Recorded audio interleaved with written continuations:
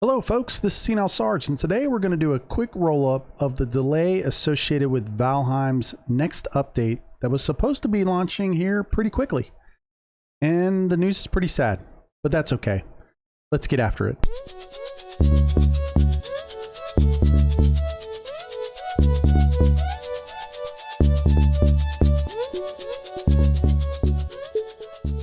All right, don't forget to take a few minutes to like the video and reply below with any of your comments that you may have. If you're looking for a community that plays Valheim or you want to play with other folks, come join Rally Point. You can join us at discord.gg/rallypoint. You can also find the link in the description. In the background, I'm going to have a little bit of Valheim gameplay. Amazing community of folks built a lot of the stuff that you're going to see in here. Very talented.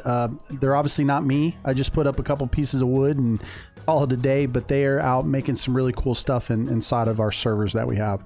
So thanks to the community for all the work that you're doing, and let's get after some of this news. So today being June 10th, 2021, for those that are watching this later, the Iron Gate team actually posted up an article on Steam that I'm sure are going to crush some of the fans. Some of the fans are not going to be happy with this, and you know, even me a little bit, it hurts. But this is what we've learned. We've learned that there's not going to be 4 updates this year, which we knew that there was 4 that were actually planned throughout the year. I think that's why most of the players actually stayed and have continued to play, because they felt like, you know, those updates were coming. That first planned update, Hearth and Home, was supposed to come here really now. Should have been releasing soon, but now it looks like it's going to be pushed to Q3. The main reason the Iron Gate team, you know, has said that they're pushing it is really they just had a large amount of folks. I mean, I think we're over 7 million folks that have, you know, come and played this game, because it is truly a really, really good game.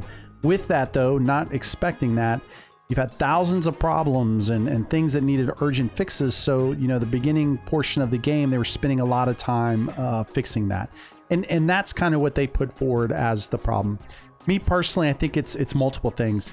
I think one, sure, maybe there is some things with that needed to be fixed that they didn't have. I've not seen a lot of huge updates or patches that have come from the game. I've got hundreds and hundreds of hours in the game. They have put some, but none of them have been like breaking. I mean, even some of them caused a little bit of turmoil when they released them. But I haven't seen anything that didn't make the game, you know, good. So thousands seems like a lot, but again, we're not the ones developing the game. So again, they know better than we do what that is. For me, though, I think it's because they were a small studio, and they really took on a pretty hefty thing, and you got a huge player base. So you've got all these bugs and all these things that you're trying to fix, and at the same time, you're trying to put out new content, and you have a really small studio. That never really works well. So I think, you know, part of the reason for them is not just the bugs and the problems. I mean, that's going to happen. It's because you don't really have a large enough team to be able to do both. And I think they're trying to, you know, grow their team, I hope, and make it better. But that to me seems a little bit more reasonable on kind of why they're doing. They're spending time on one piece. You can't do both. Now, with that being said, they also noted that they're going to be pulling down, you know, kind of what they're going to be doing for the next year. The roadmap's been pulled down. They're going to make it much smaller. They've also made the decision to focus on Big Mistlands update directly after Hearth and Home. So that's going to be the next one. My hope is that's going to release sometime towards the end of 2021 in the holidays. Again, who knows? They didn't put a date here, so I don't know if that's true or not, but I would think that they're probably going to try to put, you know, 2 updates this year if they can, not get the 4 that they were hoping to from the get-go. Now, with this release, you know, although it's sad news, you know, we got to wait for many of us that are playing the game and still playing it. You know, I find myself drifting to other games now because there's not a lot of content left. You know, after you beat the game a couple times and you build for hours and hours, it's hard to stay attuned in the game because there's not a lot of other things to do. So again, I think there's going to be a little bit of that. We've seen a drop in numbers across the game. You know, looking at Steam, I haven't looked at it today, but I know the last time I looked at the numbers, I think there was only like 30,000 folks or so playing the game. I'm not even sure. In fact, I could look real quick just to see what the numbers are. But I think that people are naturally kind of morphing to other games now, right? Yeah, so right now we got 26,000. The peak today was 26,000. So, you know, you've got a lot of folks. It used to be way higher than that. So we're seeing in general, everybody's starting to kind of push the other titles.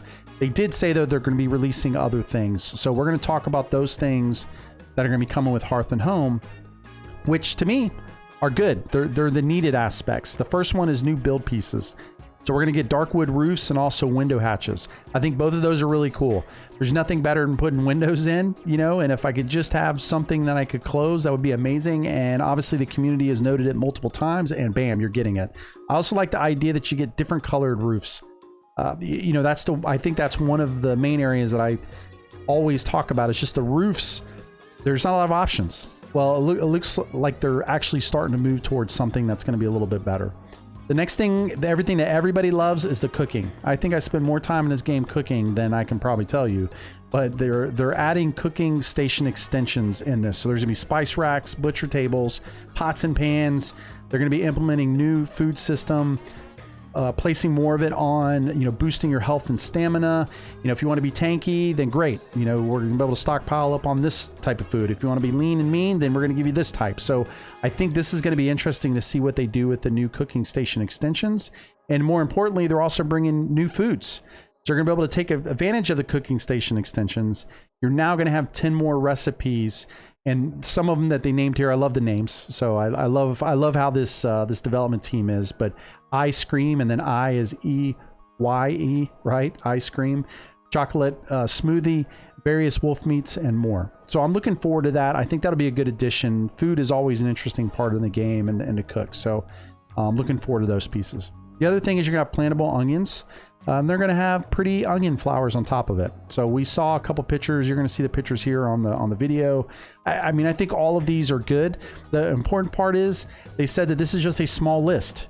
So I'm looking forward to seeing what the big list is, right? What are they truly bringing out in this? My hope is because they have more time, they're going to bring more content. And I think that'll be very helpful for the fans if they continue to drip out the content and let us know what they're doing, so that we want to continue to kind of do the things that we're doing and continue to play in the games and all the other stuff. I got to be honest though, this hits hard. I was not looking forward to this. This was actually one of the first games that I played that I've been super excited that they've just delivered an amazing game. And I understand they need to delay it. Hats off to the team.